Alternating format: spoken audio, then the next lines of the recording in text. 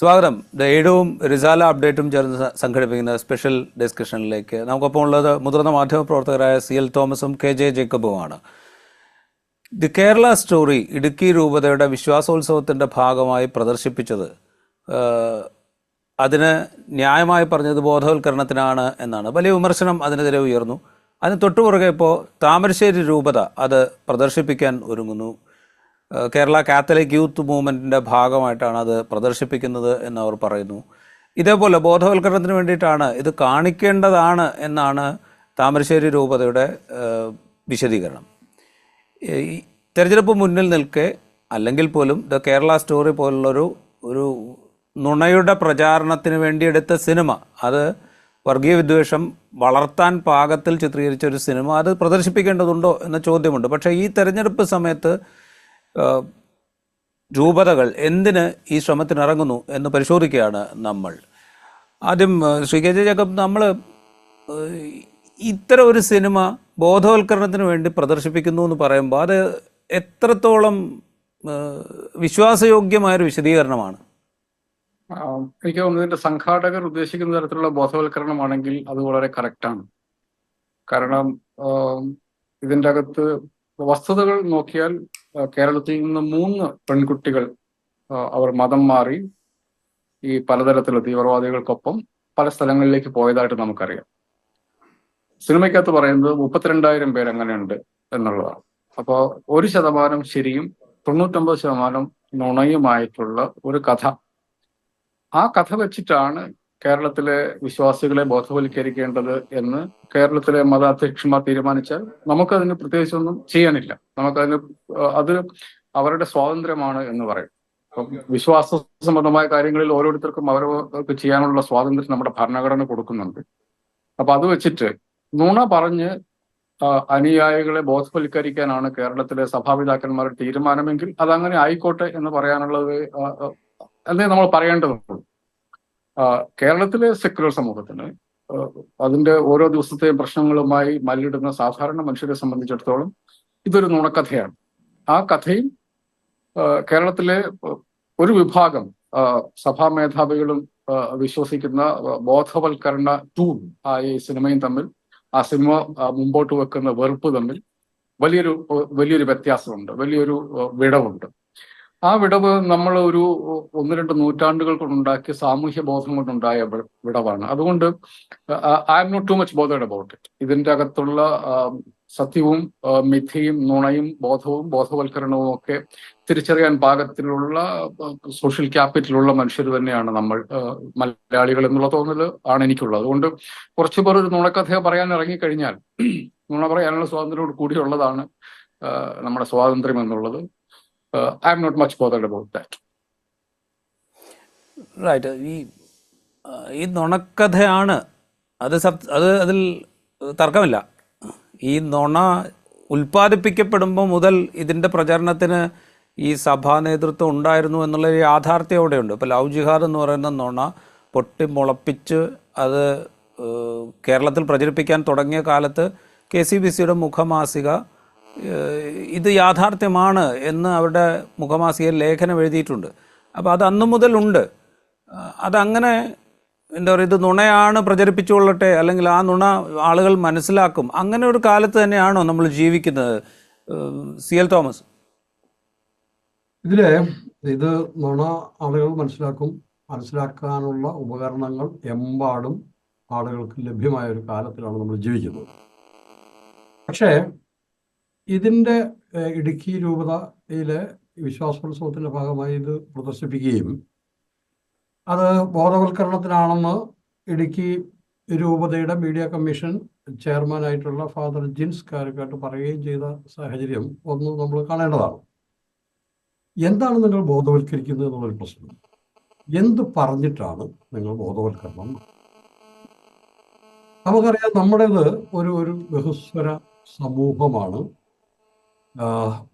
മത തീവ്രവാദികൾ അല്ലെങ്കിൽ മതാധിഷ്ഠാനത്തിൽ ഈ സമൂഹത്തെ ധ്രുവീകരിക്കാൻ വേണ്ടിയിട്ടുള്ള ശ്രമങ്ങൾ അതിൽ താല്പര്യമുള്ളവർ എമ്പാടും നടത്തിയിട്ടും ഇപ്പോഴും നമ്മുടെ സമൂഹം, കേരള സമൂഹം ഒരു ബഹുസ്വര സമൂഹമായി, മതേതര സമൂഹമായി, പരസ്പരം സഹകരിക്കുന്ന വിശ്വാസത്തിൻ്റെ പേരിൽ കലഹിക്കാത്ത സമൂഹമായി നിലനിൽക്കുന്നുണ്ട്.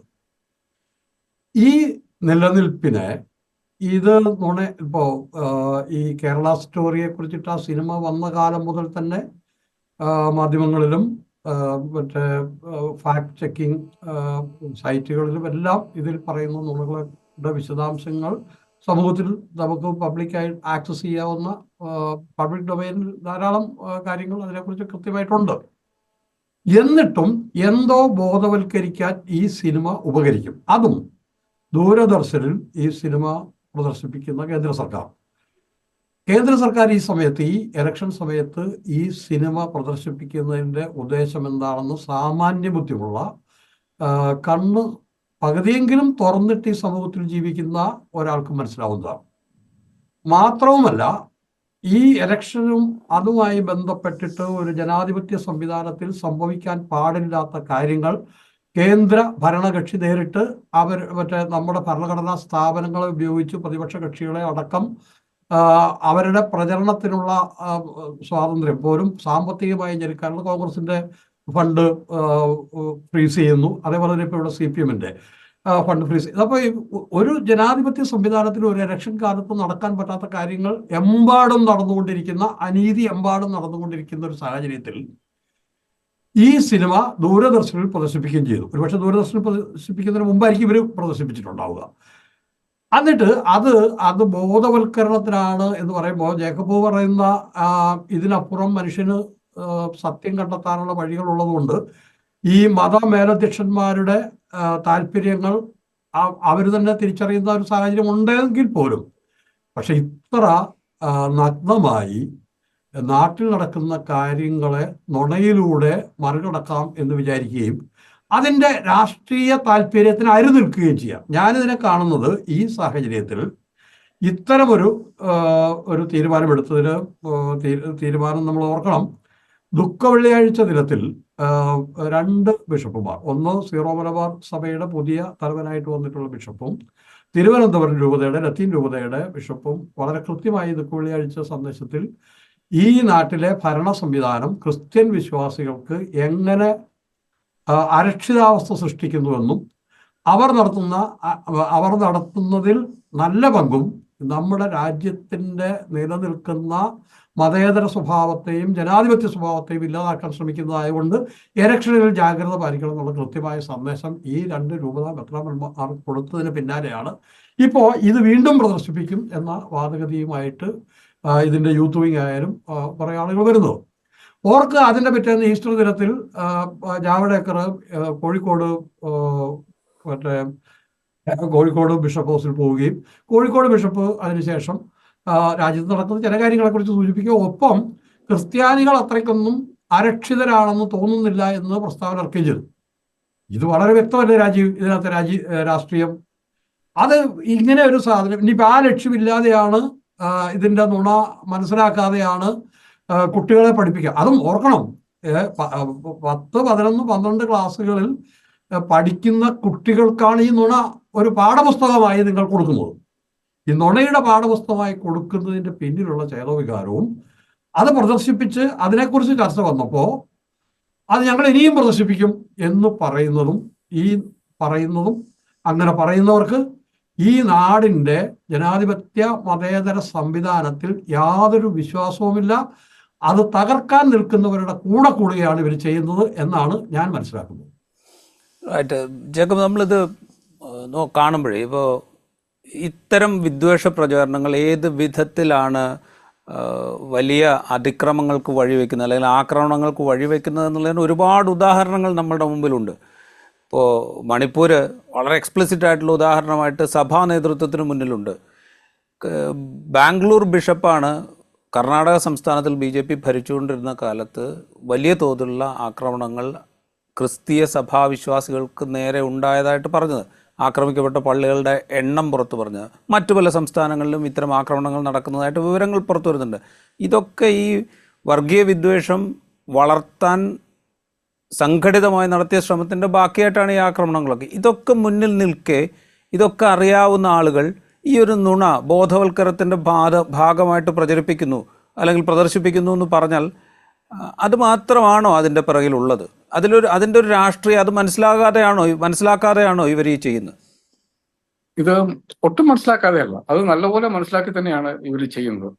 ഇവര് ഇതിൻ്റെ അകത്തുള്ള ഒരു കാര്യമുണ്ട് രാജീവ്, നമ്മൾ മനസ്സിലാക്കേണ്ട കാര്യം. കേരളത്തിലെ ക്രിസ്ത്യൻ സഭ പ്രത്യേകിച്ച് ഇപ്പൊ ഇതുമായിട്ട് ഈ ബോധവൽക്കരണത്തിൽ ഇറങ്ങിയിരിക്കുന്ന സുറിയാനി കത്തോലിക്ക സഭയ്ക്ക് ഒരു 1.5 നൂറ്റാണ്ടെങ്കിലും മിനിമം നമ്മുടെ സമുദായത്തിന്റെയും സമൂഹത്തിന്റെയും മുന്നോട്ട് പോക്കിൽ വളരെ ഉറച്ച വളരെ വ്യാപകമായ നിലപാടുകൾ എടുക്കുകയും ചുവടുകൾ വയ്ക്കുകയും ചെയ്ത ഒരു ചരിത്രമുണ്ട്. അപ്പം ചവറ കുര്യാക്കോസ് ഇല്യാസച്ചനെ കുറിച്ച് സഭ ഇപ്പൊ എങ്ങനെ കണക്കാക്കുന്നതെന്ന് എനിക്കറിയത്തില്ല.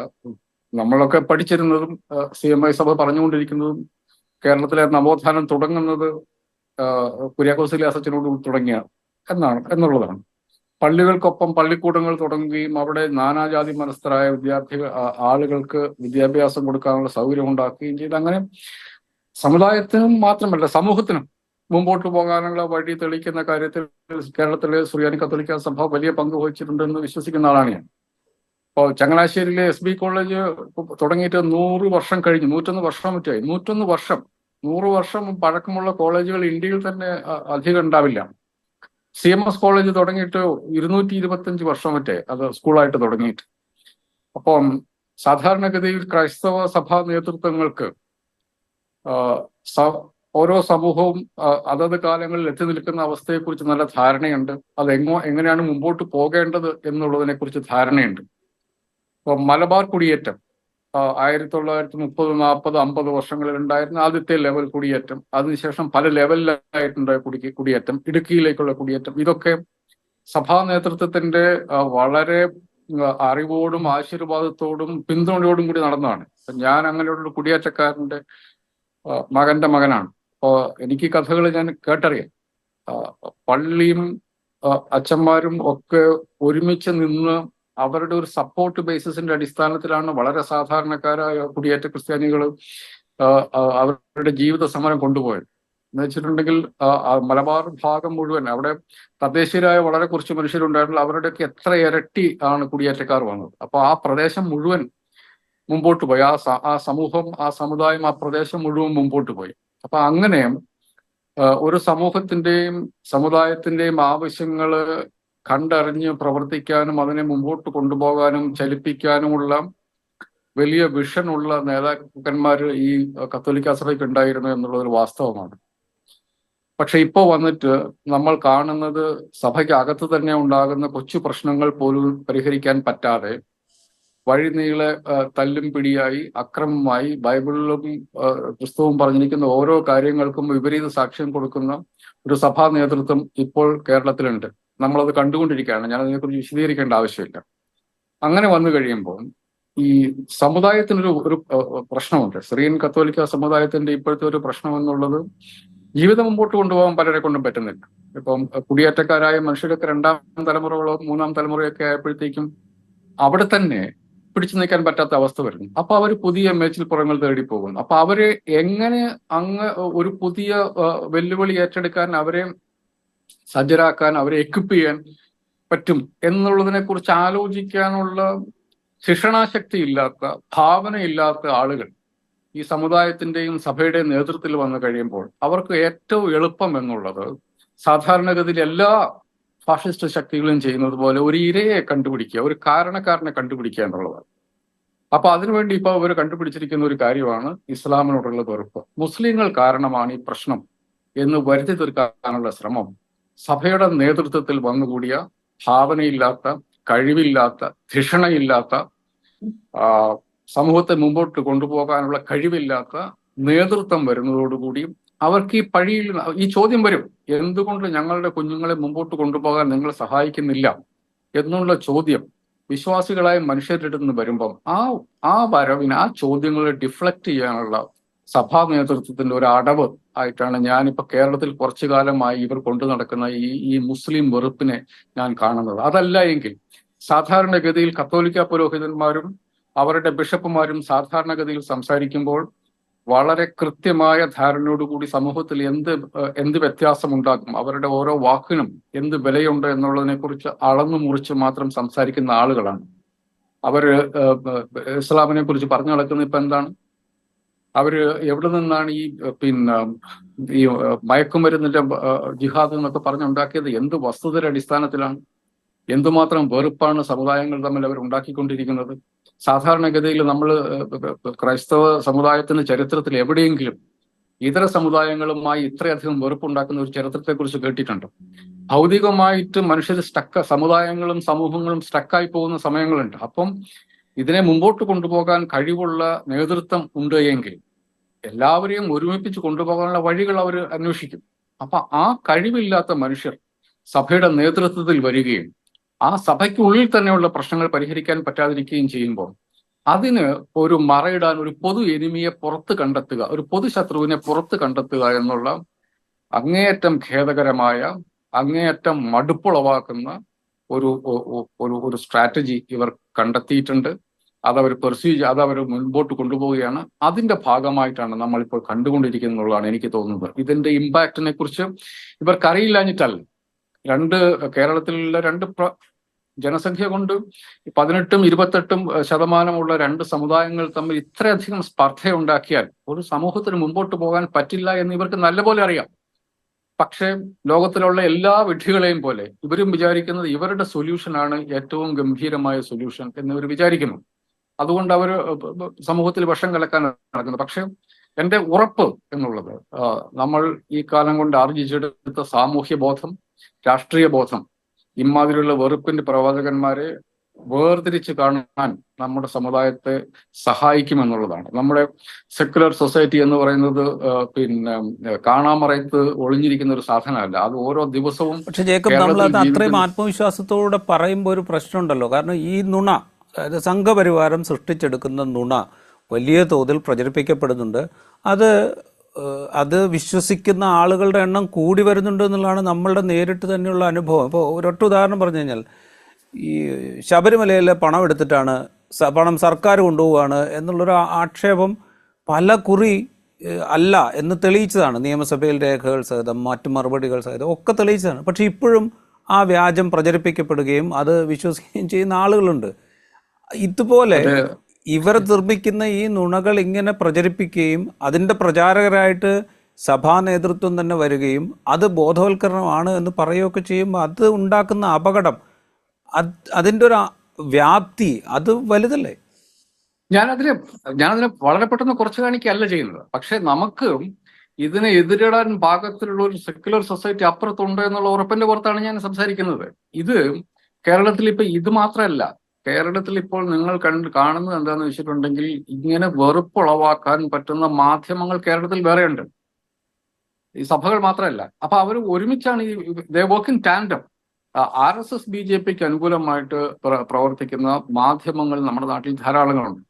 അവർക്കൊപ്പം സഭാ നേതൃത്വത്തോട് കൂടുന്നു. ഞാനിതിനെ വളരെ ചെറുതാക്കി കാണുന്നത് കൊണ്ടല്ല ഞാൻ ഈ പറയുന്നത്. ഇതിന്റെ അപകടം ചെറുതാണെന്ന് ഞാൻ ഒരിക്കലും പറയില്ല. കാരണം ഇതിന്റെ അകത്ത് കത്തോലിക്ക സഭയുടെ മുഴുവൻ ഇത് മറ്റ് സമുദായങ്ങളിൽ വളരെ അതിന്റെ മാർജിനലൈസ്ഡ് ആയിട്ടുള്ള ആളുകൾ തീവ്രവാദ പ്രവർത്തനത്തിന് നേതൃത്വം കൊടുക്കുമ്പോൾ കത്തോലിക്ക സഭയിൽ വന്നു കഴിയുമ്പോൾ സഭാ നേതൃത്വം തന്നെ അതിന് മുന്നിട്ടിറങ്ങുന്നതായിട്ട് നമ്മൾ കാണുന്നത്. അതിന്റെ അപകടത്തെ ഞാൻ കുറച്ച് കാണുകയല്ല ചെയ്യുന്നത്. പക്ഷെ ഒരു സെക്യുലർ ഡെമോക്രാറ്റിക് റിപ്പബ്ലിക്കിൽ ഇരുന്നാണ് നമ്മൾ ഈ വർത്തമാനം പറയുന്നത്. ഇപ്പോഴും ഇവരുടെ തിട്ടൂരങ്ങൾക്ക് വഴങ്ങാതെ ജീവിതം മുമ്പോട്ട് കൊണ്ടുപോകാൻ പറ്റുന്ന ഒരു ഭരണഘടന നമ്മുടെ നാട്ടിൽ ഇപ്പോഴും ഉള്ളത് കൊണ്ടും ഇടതുപക്ഷ മതേതര വിശ്വാസികൾ ഈ രാജ്യത്ത് ഭൂരിപക്ഷമുള്ളൂ. ഞാനതിൽ കമ്മ്യൂണിസ്റ്റ് പാർട്ടികളെ മാത്രമല്ല കണക്കാക്കുന്നത്, അല്ല ഇടതുപക്ഷ പാർട്ടികളെ മാത്രമല്ല കണക്കാക്കുന്നത്. ഇടതുപക്ഷത്തും LDFിലും UDFിലും മറ്റു പാർട്ടികളിലും മറ്റ് സെക്യുലർ പാർട്ടികളിലും എല്ലാ മനുഷ്യരെ ഒരുമിച്ചാണ് ഞാൻ കാണുന്നത്. അവരെല്ലാവരും കൂടി എണീറ്റ് നിന്നാൽ ഈ അപകടം തിരിച്ചറിഞ്ഞാൽ, കാരണം ഇതിൻ്റെ അകത്ത് ലോകത്തിലുള്ള എല്ലാ ഫാഷിസ്റ്റുകളും ചെയ്യുന്നത് പോലെ ഇവർക്ക് ആവശ്യമായിട്ടുള്ള കണക്കുകൾ അവിടെ നിന്നും ഇവിടുന്ന് ചെറി പിക്ക് ചെയ്ത് ഈ പിക്ചർ നമ്മുടെ മുമ്പിൽ കൊണ്ടുവന്ന് വെക്കുമ്പം ആ ചെറി പിക്ക് ചെയ്ത് മാത്രമല്ല അതിന്റെ ചുറ്റുമുള്ള ബാക്കി കാര്യങ്ങൾ കൂടി ഉണ്ട് എന്ന് പറയുമ്പോൾ മനുഷ്യർക്ക് അത് മനസ്സിലാക്കാൻ പറ്റാത്ത തരത്തിലുള്ള ഒരു ജനക്കൂട്ടമല്ല കേരളത്തിലുള്ളത്. പക്ഷെ അതിനൊരു എഫർട്ട് വേണം എന്നുള്ളത് രാജീവ് പറഞ്ഞൊരു അപകടം എവിടെയാണെന്ന് വെച്ചിട്ടുണ്ടെങ്കിൽ നമുക്ക് ഇതിൻ്റെ അകത്ത് വളരെ വളരെ കംഫർട്ടബിൾ ആയിട്ട് ഇരിക്കുക എന്നുള്ളതല്ല, നമുക്കൊരു ഇതിനെ പ്രതിരോധിക്കേണ്ടതുണ്ട് എന്നുള്ളത് രാജീവ് പറഞ്ഞതിനോട് ഞാൻ യോജിക്കുന്നു. ഇത് നമുക്ക് റിലാക്സ്ഡ് ആയിട്ട് ഇരിക്കാൻ പറ്റുമെന്ന് എനിക്ക് തോന്നുന്നില്ല. നമുക്കിതിനെ ചെറുക്കാവുന്നതേ ഉള്ളൂ. കാരണം എന്ന് വെച്ചിട്ടുണ്ടെങ്കിൽ ഞാൻ ഇന്നലെ കൂടി ഒരു ആർട്ടിക്കിൾ വായിച്ചു. ഉത്തരേന്ത്യൻ സംസ്ഥാനങ്ങളിൽ മനുഷ്യർക്ക് ജീവിതത്തെക്കുറിച്ച് അവർ വിധിക്ക് വിട്ടിരിക്കുന്ന മനുഷ്യരാണ്. അവർക്ക് മതം ഉണ്ടെങ്കിൽ മതി. പക്ഷേ സൗത്ത് ഇന്ത്യൻ സംസ്ഥാനങ്ങളിൽ നമ്മൾ ജീവിത സൗകര്യങ്ങൾ, നമ്മൾ മനുഷ്യരെ പോലെ ജീവിക്കുന്നവരാണ്. ലോകത്തിലുള്ള ഒരുവിധം എല്ലാ സിവിലൈസ്ഡ് സൊസൈറ്റിയിലും ജീവിക്കുന്നത് പോലെ സിവിലൈസ്ഡ് ആയിട്ടുള്ള മനുഷ്യ സ്വാതന്ത്ര്യത്തെക്കുറിച്ച്, വ്യക്തി സ്വാതന്ത്ര്യത്തെക്കുറിച്ചൊരു ധാരണയുള്ള മനുഷ്യർ ജീവിക്കുന്ന ഒരു നാടാണ് ഇവിടെ. അപ്പൊ ഇതില് എത്ര നിങ്ങൾ മസ്തിഷ്ക പ്രക്ഷാളനം നടത്താൻ ശ്രമിച്ചാലും ചെറുപ്പക്കാർ, പ്രത്യേകിച്ച് ഈ 11ഉം 12ഉം ക്ലാസ്സുകളിൽ പഠിക്കുന്ന കുട്ടികൾ, അവർക്ക് they have every information on their finger tip. അവരുടെ അടുത്ത് പോയി നുണകൾ പറഞ്ഞാൽ അതത്ര ഏക്കില്ല എന്നുള്ളത് ഒന്ന്. രണ്ടാമത്, അവർ കാണുന്ന സിവിൽ സൊസൈറ്റി എന്നുള്ളത് സിവിലൈസ്ഡ് സൊസൈറ്റിയാണ്.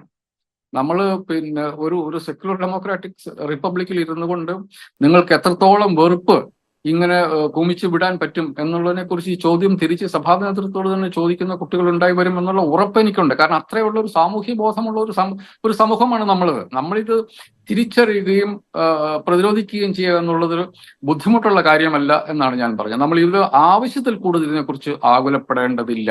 കാരണം ഈ വെറുപ്പിന് പോകാൻ പറ്റുന്നതിന് കേരളം പോലെയുള്ള ഒരു സമൂഹത്തിൽ ലിമിറ്റ് ഉണ്ട് എന്ന് തന്നെയാണ് ഞാൻ വിശ്വസിക്കുന്നത്. ഇതിന്റെ ആൾക്കാർ കേരളത്തിലുണ്ട്. ഇതിപ്പം എല്ലാ സമുദായങ്ങളിലും കുറേശ്ശെ ഉണ്ട്. കത്തോലിക്ക സമുദായത്തിലാകുമ്പോൾ അത് ഒഫീഷ്യലാണ്, ഒഫീഷ്യൽ സഭാ നേതൃത്വത്തിന് അതിന്റെ മുൻകൈയിലാണ് നടക്കുന്നത് എന്നുള്ളത്. എല്ലായിടത്തും ഇമാതിരിയുള്ള വർത്തമാനം പറയുന്ന ആളുകൾ എല്ലായിടത്തും ഉണ്ട്. അവരുടെ ഒരു കുറുമുന്നണി നമ്മുടെ സമൂഹത്തിൽ രൂപപ്പെട്ടിട്ടുണ്ട്. പക്ഷെ ഇവരെല്ലാം കൂടി വന്നാലും നമ്മുടെ സമുദായത്തിന് ഒരു 10% താഴെ ഇത് നിൽക്കും എന്നുള്ള ഉറപ്പ് എനിക്കുണ്ട്. റൈറ്റ്. സി എൽ തോമസ്, ഇത് പറയുമ്പോഴേ നമ്മൾ ഇത് തിരിച്ചറിയാവുന്ന അല്ലെങ്കിൽ ഇതിന്റെ വ്യാജം എന്താണ് എന്ന് വളരെ എളുപ്പം പരിശോധിച്ച് മനസ്സിലാക്കാൻ പറ്റുന്ന ഒരു തലമുറയാണ് ഇത് കാണുന്നത്.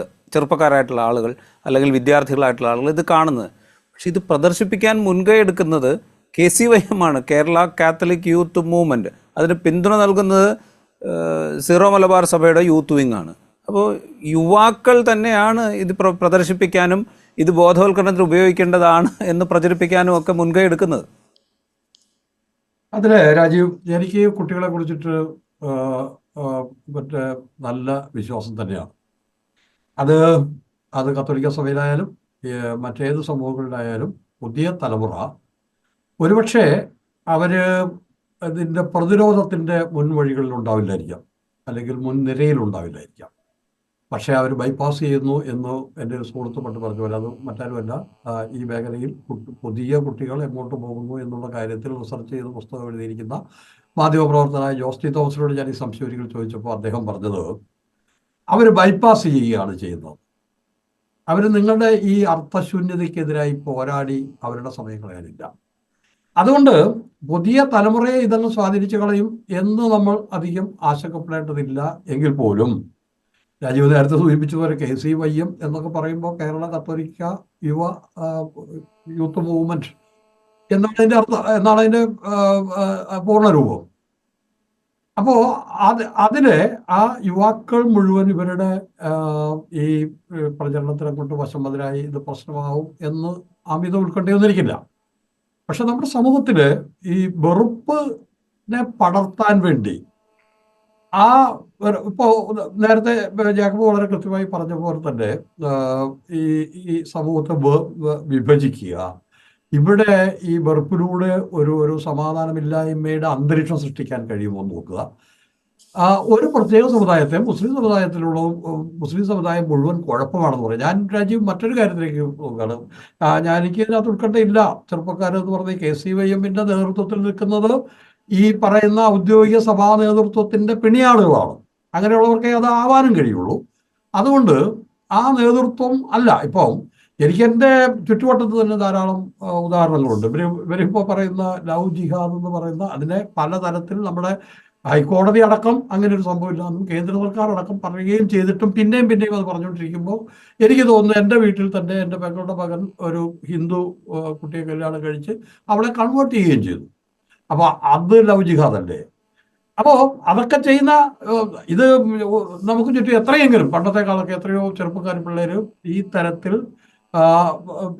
മറ്റേ വ്യത്യസ്ത മതങ്ങളിൽപ്പെട്ടവർ വിവാഹിതരായി ചിലപ്പോൾ അതിന് ഒരാളുടെ മതത്തിൽ അവർ ചേർന്നിരിക്കാമായിരിക്കും. പക്ഷെ അതൊന്നും പുതുമയല്ലാതാവുന്നു. നമ്മുടെ കുടുംബങ്ങളിൽ പണ്ട് ഒരു ക്രിസ്ത്യൻ കുടുംബങ്ങളിൽ അന്യ മതത്തിൽപ്പെട്ട ഒരാളെ കല്യാണം കഴിക്കുന്നു എന്നുള്ളത് ചർച്ചാ വിഷയമാക്കാൻ പറ്റില്ലായിരുന്നു. ഇന്ന് എത്രയോ കല്യാണങ്ങൾ വീട്ടുകാർ ആലോചിച്ചിട്ട് ഈ തരത്തിൽ തന്നെ നടക്കുന്നു. കുട്ടികൾ കണ്ടെത്തുന്നു, വീട്ടുകാരത് സമ്മതിക്കുന്നു, അവരതിനെ ഔദ്യോഗികമായിട്ട് ചടങ്ങായിട്ടൊക്കെ നടത്തുന്ന ധാരാളം സംഭവങ്ങൾ നമുക്ക് ചുറ്റുമുണ്ട്. നമുക്ക് ഓരോരുത്തരും നമ്മളിവിടെ ഇരിക്കുന്ന 3 പേർക്ക് പോലും ചുറ്റും നോക്കി എത്ര സംഭവങ്ങൾ കാണാൻ പറ്റും. അപ്പോ അതിനകത്ത് ക്രിസ്ത്യൻ യുവാക്കൾ കല്യാണം കഴിക്കുന്നത് ഹിന്ദു മതത്തിൽപ്പെട്ടവരെ മാത്രമല്ല, മുസ്ലിം മതത്തിൽപ്പെട്ട പെൺകുട്ടികളെ കല്യാണം കഴിക്കുന്നത് തിരിച്ചുകൊണ്ട്. അപ്പൊ ഇതൊക്കെ സാമാന്യമായിട്ടുള്ള ഒരു എന്താണ്, നിങ്ങൾക്ക് വിവരങ്ങൾ ധാരാളമായി കൈത്തുമ്പിൽ കിട്ടുകയും സമൂഹം വളരുകയും ചെയ്യുമ്പോൾ ഒരു സമൂഹത്തിൽ സ്വാഭാവികമായി സംഭവിക്കുന്ന കാര്യങ്ങൾക്കപ്പുറം മറ്റൊന്നുമില്ല. അപ്പൊ അത്തരം കാര്യങ്ങളെ ഈ മറ്റേ KCY പോലെയുള്ള യുവജന സംഘടന പറഞ്ഞു എന്നുള്ളതുകൊണ്ട് നമ്മുടെ യുവാക്കളെല്ലാം അതിന്റെ പിന്നാലെ പോയി എന്നുള്ളൊരു ആശങ്ക എനിക്കില്ല. പക്ഷേ രാജീവ് നേരത്തെ പ്രകടിപ്പിച്ചതുപോലെ ഇത് കുറെ പേരിലെങ്കിലും ഇത് വാസ്തവത്തിൽ യുവാക്കളിലല്ല ഇത് സ്വാധീനം ചെലുത്തുക. ഞാൻ പറയുക, ഇത് സ്വാധീനം ഉണ്ടാക്കുന്ന ഒരു വിഭാഗമുണ്ട്.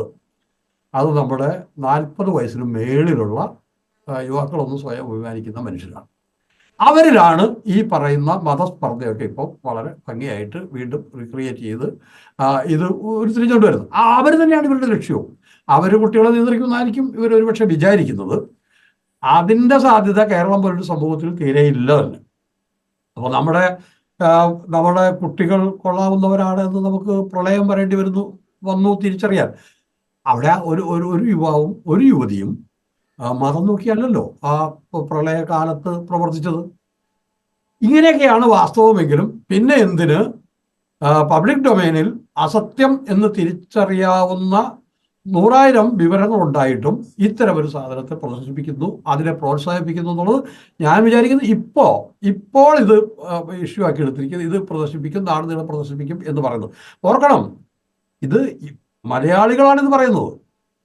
ഈ പറയുന്ന KCYM കത്തോലിക്ക ഇതിന്റെ പിന്നാലെ നിൽക്കുന്ന കത്തോലിക്ക മേലധ്യക്ഷന്മാരും മലയാളിയാണ്.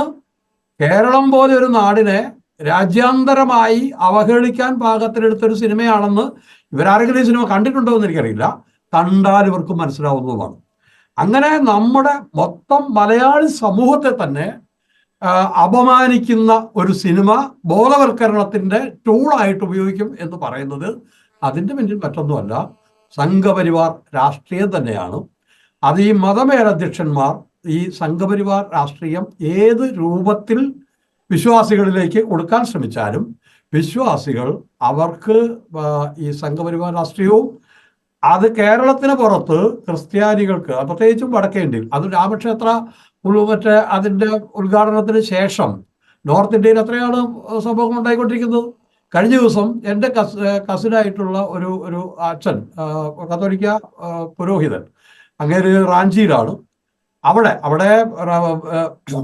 ജാർഖണ്ഡിലെ ഭരണം BJPക്ക് അല്ലാതിരുന്നിട്ട് പോലും കത്തോലിക്ക സ്ഥാപനങ്ങൾക്ക് നേരെ അവരുടെ സ്കൂളുകൾക്കെതിരെ കോളേജുകൾക്കെതിരെ എന്തിന് ഈ സ്ഥാപനങ്ങൾ ഇരിക്കുന്ന ഭൂമി കയ്യേറാൻ പോലും നടത്തുന്ന ശ്രമങ്ങൾ, ഇതെല്ലാം അവർക്ക് അതിനെക്കുറിച്ച് നല്ല ബോധ്യമുണ്ട്. ഇതൊക്കെ മനസ്സിലാക്കുന്ന വിശ്വാസികളെ സംഘപരിവാറിന്റെ പുറകെ നടത്താൻ അല്ലെങ്കിൽ ഞങ്ങളുടെ കയ്യിൽ വിശ്വാസികളുണ്ട് എന്ന് പറഞ്ഞ് സംഘപരിവാറുമായി എന്താ പറയുക അവരുമായിട്ട് വിലപേശാൻ ഉള്ള ശ്രമത്തിന്റെ ഭാഗം തന്നെയാണിത്. ആ ശ്രമം അത്രയ്ക്ക് അങ്ങോട്ട് ഇന്ന് വിലപ്പോവും എന്ന് വിശ്വസിക്കാൻ നമ്മുടെ മുന്നിൽ കാരണങ്ങളില്ല. KJ അത് പറയുമ്പോൾ ഇതൊരു സംഘപരിവാർ രാഷ്ട്രീയമാണെന്നുള്ള കാര്യത്തിൽ തർക്കമൊന്നുമില്ല. സംഘപരിവാറിൻ്റെ പ്രൊപ്പഗാൻഡ അവർ ഏറ്റെടുക്കുമ്പോൾ ആ രാഷ്ട്രീയം അവർ പിന്തുടരാൻ ശ്രമിക്കുന്നു എന്ന് തന്നെ മനസ്സിലാക്കണം. കേരളത്തിൽ BJP ശ്രമിക്കുന്നൊരു പ്ലാനുണ്ട്.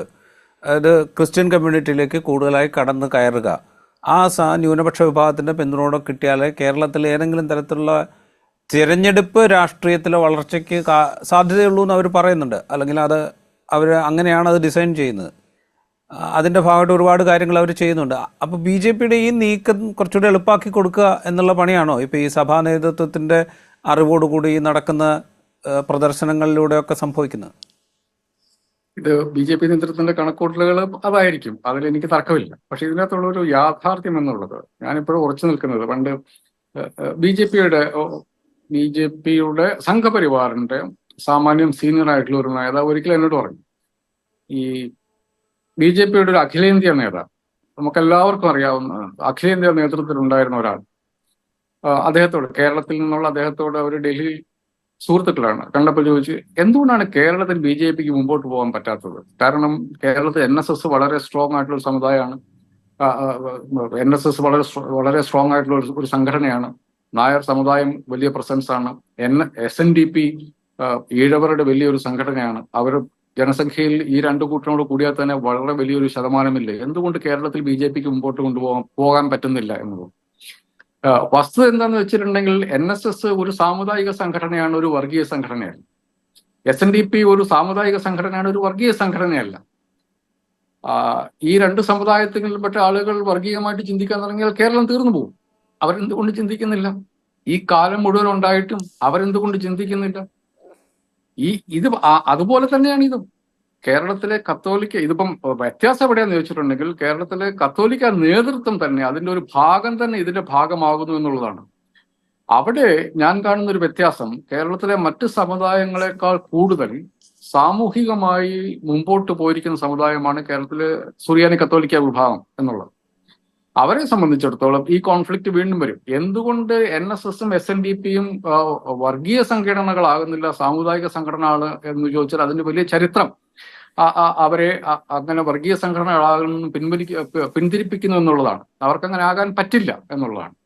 കേരളത്തിലെ ക്രിസ്ത്യൻ സമുദായത്തെ സംബന്ധിച്ചിടത്തോളം ഒരു സെക്യുലർ സമൂഹത്തിന്റെ പിന്തുണയോടുകൂടി, സെക്യുലർ ഭരണകൂടത്തിന്റെ, സെക്യുലർ ഭരണഘടനയുടെ പിന്തുണയോടുകൂടിയാണ് ഈ സമുദായം മുമ്പോട്ട് പോയിട്ടുള്ളത്.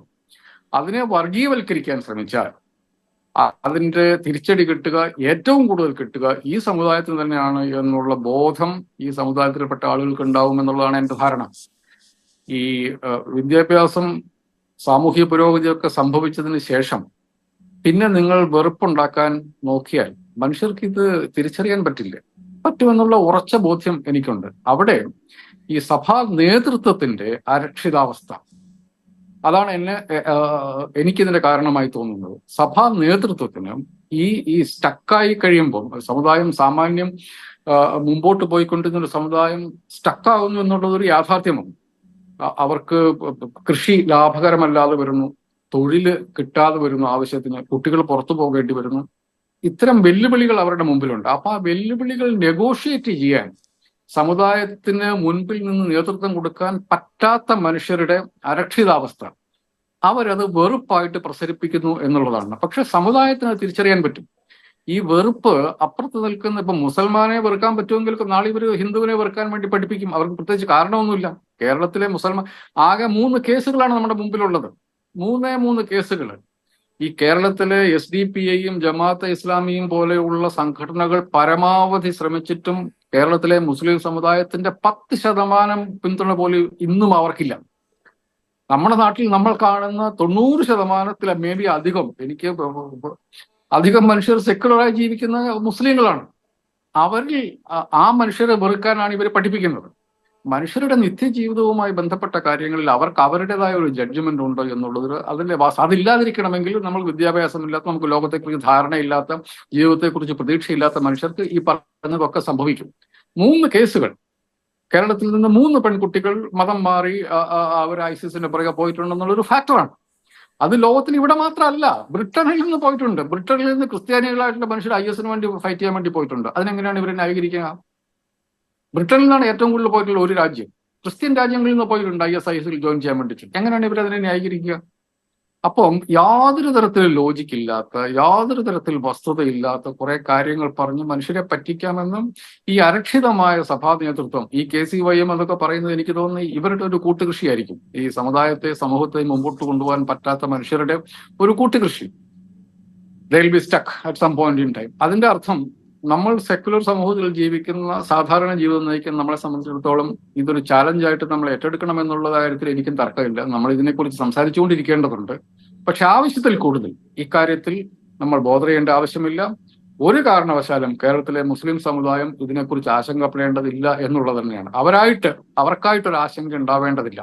കേരളത്തിലെ സെക്കുലർ സൊസൈറ്റിക്ക് ഇതിനെ ഒരുമിച്ച് നിന്ന് എതിർക്കാവുന്നതേ ഉള്ളൂ. ഞാൻ വളരെ ആശാവഹമായിട്ട് കാണുന്ന ഒരു കാര്യം, കോൺഗ്രസ്സുകാർ പലരും സംസാരിച്ചു തുടങ്ങിയിട്ടുള്ളതാണ്. സാധാരണഗതിയിൽ ഇതൊക്കെ ഇടതുപക്ഷക്കാരുടെ മാത്രം തലയിൽ വന്ന് വീഴലാണ് പതിവ്. ഞാൻ കാണുന്നത് കോൺഗ്രസിൽ നിന്ന് തന്നെ ചില ഉറച്ച ശബ്ദങ്ങൾ വന്ന് തുടങ്ങിയിട്ടുണ്ട് എന്നുള്ളതാണ്.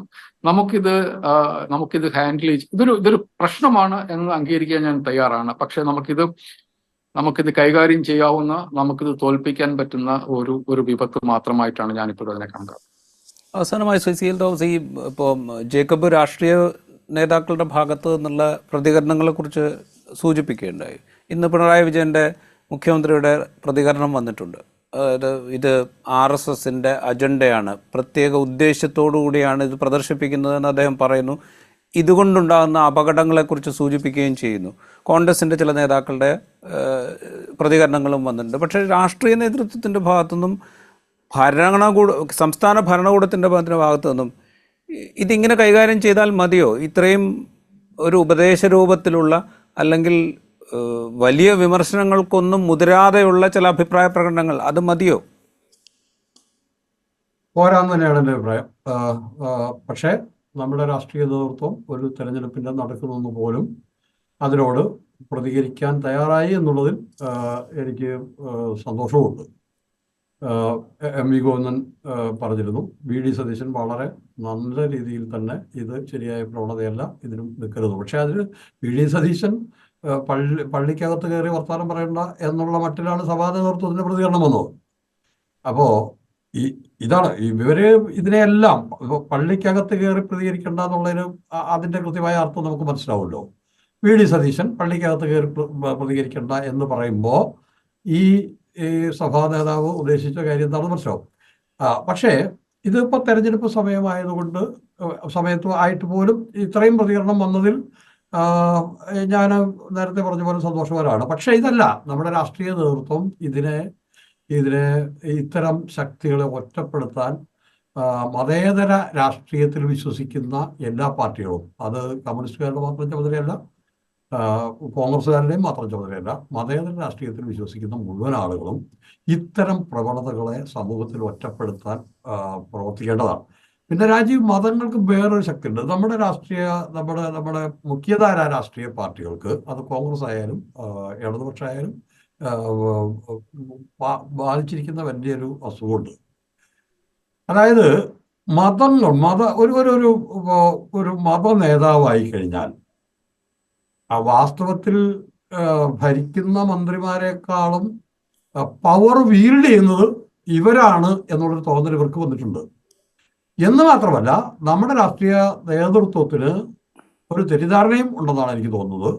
മത നേതൃത്വം, പ്രത്യേകിച്ചും കത്തോലിക്ക സഭ, ക്രിസ്ത്യൻ സഭകളെ സംബന്ധിച്ചിട്ടുള്ള സംഭവം, അതിൻ്റെ ബിഷപ്പ് അല്ലെങ്കിൽ കർദിനാൾ, ആ മതമേലധ്യക്ഷന്മാർ പറയുന്നതിനപ്പുറം ഈ വിശ്വാസ സമൂഹം ഒന്നും ചെയ്യില്ല. അത് വെറും തോന്നലാണ്. വിശ്വാസ സമൂഹം യുക്തിപൂർവം തന്നെയാണ് കാര്യങ്ങൾ തീരുമാനിക്കുക. നാട്ടിൽ നടക്കുന്നതിനെ വസ്തുനിഷ്ഠമായി വിലയിരുത്താനും അത് വിലയിരുത്താനുള്ള ടൂൾസ് അവർക്കുണ്ട്.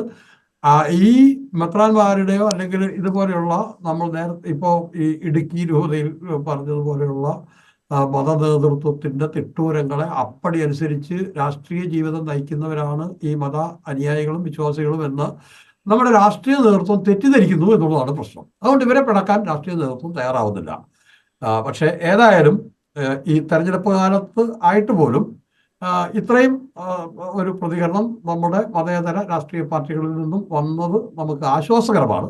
പക്ഷെ ഇതുപോലെ ഈ തരം പ്രവണതകൾക്കെതിരെ ശക്തമായി നിലപാടെടുത്താൽ മാത്രമേ ഇതിനെ മുളയിലെ നുള്ളിക്കളയാൻ പറ്റുകയുള്ളൂ.